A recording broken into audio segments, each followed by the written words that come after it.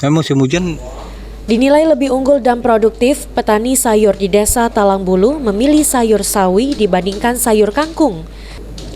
Seperti diungkapkan Endah, salah seorang petani sayuran di Desa Talangbulu, Kecamatan Talang Kelapa, Banyuasin, musim hujan ini tidak mempengaruhi hasil panen sayuran yang ditanam, namun lebih memilih sayur sawi dibandingkan sayur kangkung.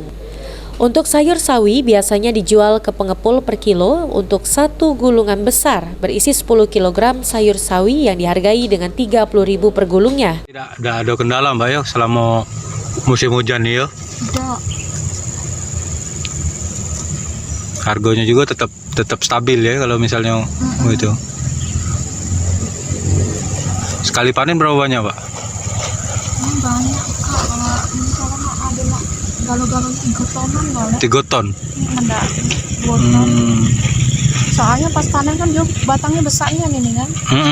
Kayaknya udah dijualnya kecil. Ini dicabuti sikok-sikok ya? Dicabuti sikok-sikok ini. Diiris Kak, kita di pojok galangan anaknya diiris. Oh, Pakai cutter. pakai cutter. Khusus untuk pupuk biasanya tetap diberikan, hanya saja jika untuk hama seperti rumput biasanya dicabut secara manual yang dinilai lebih efektif untuk menghabiskan rumput. Sulaiman, PAL TV. Perlu mobil juga angkutan yo.